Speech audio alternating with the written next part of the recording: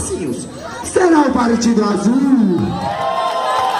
Será o deputado? Tarde conseguiu 250 votos. Então 500 votos. O partido encarnado foi o grande vencedor!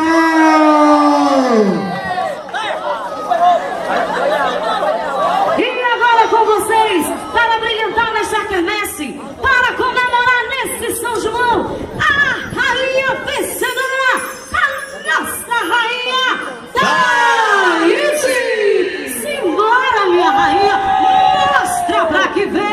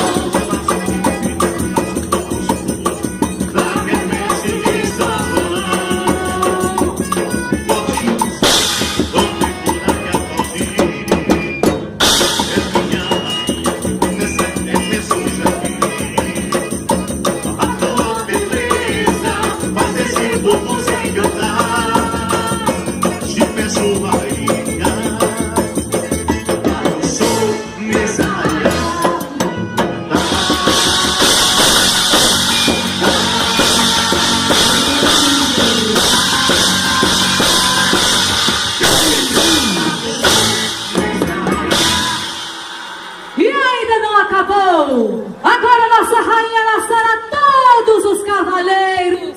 Simbora!